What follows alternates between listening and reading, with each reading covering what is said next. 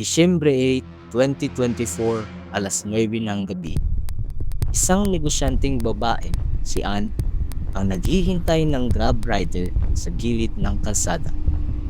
Nang dumating ang rider, agad siyang sinakay at inihatid papunta sa kanyang bahay.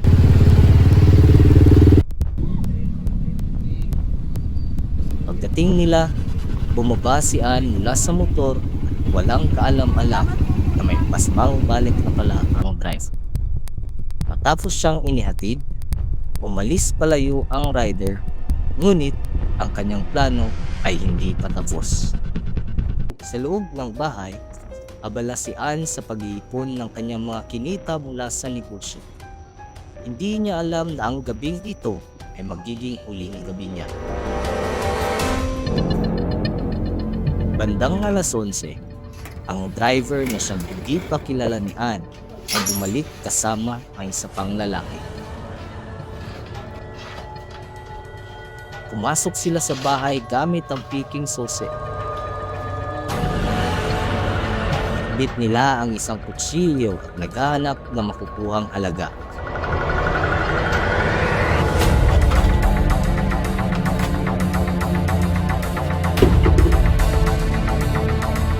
Ngunit sa hindi inaasahan, kita sila ni Ann.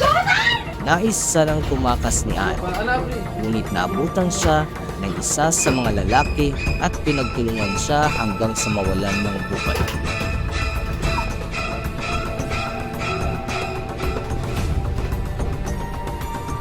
Kinuha nila ang pera, mabilis na tumakas.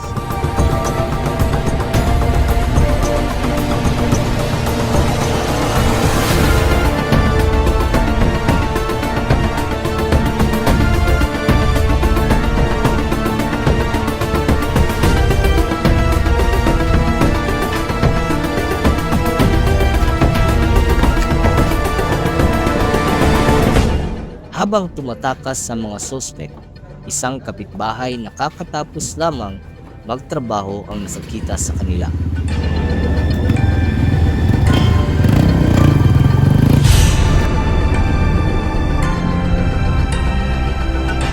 Agad niyang inireport sa mga pulis ang kanyang nakita.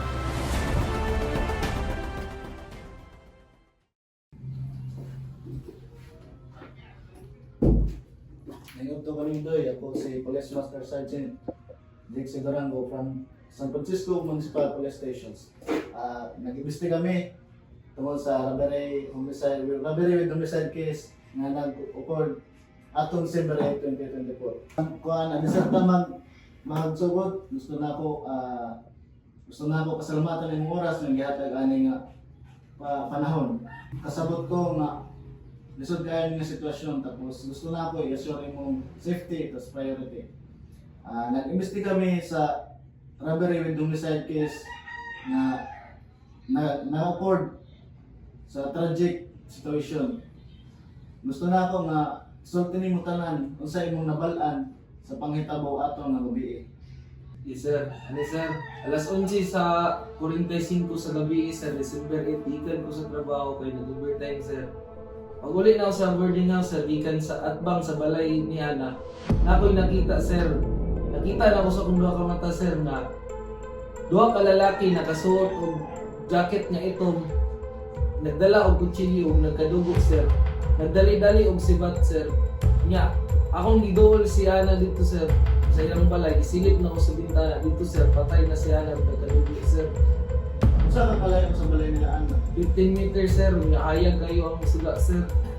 Sa pagtakas ba nila, doy, naggamit mo sila o motor sa pagtakas? Yes sir, CRF na pula sir, CRF 150 sir. Hindi na mo makita ang plate number tungkol kay paspas sila mo padagan.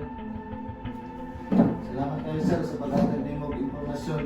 Kani nga dito sir, matabang ni sir sa kaso. Tapos kung na po kayo mabalaan sir, ayaw lang ka sa mga sir. Kapaguli sir. Yes sir.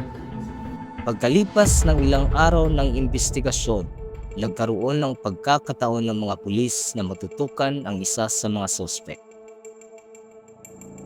Sa isang hindi inaasahang pagkakataon, ang sospek ay nagpunta sa police station upang kumuha ng NBI at police clearance. Doon, Nagkataon na naglabas ang saksi mula sa istasyon at nakilala niya ang isa sa mga sospek.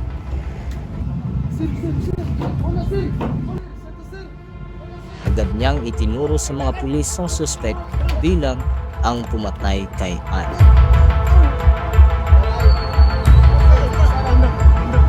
Agad namang dinala ng mga pulis ang suspect sa police station para sa investigasyon.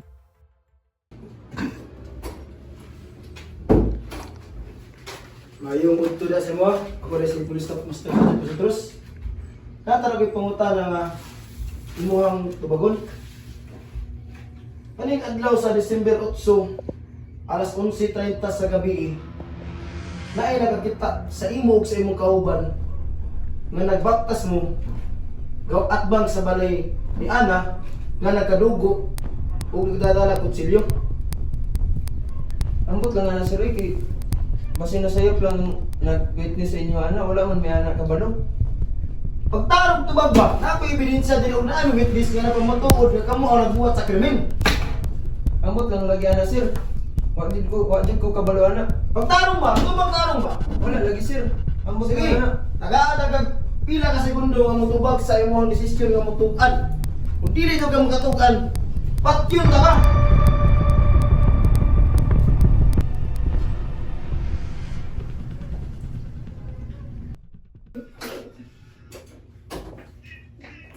Mayroon to din sa Moday.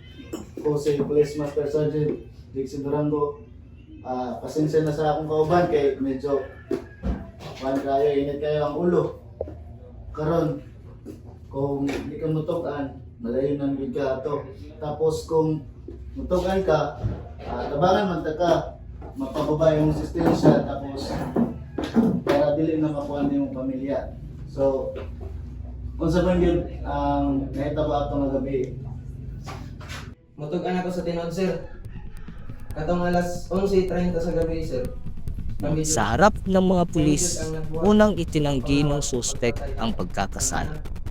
Ngunit sa pamamagitan ng matalim na mga tanong, unti-unti siyang napilitang aminin ang kanyang krimen. Ang pagpangawat sa balay ni Ana gamit ang full stick.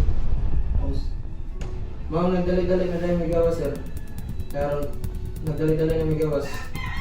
Kay Nahatulan siya ng guilty sa kasong robbery with homicide.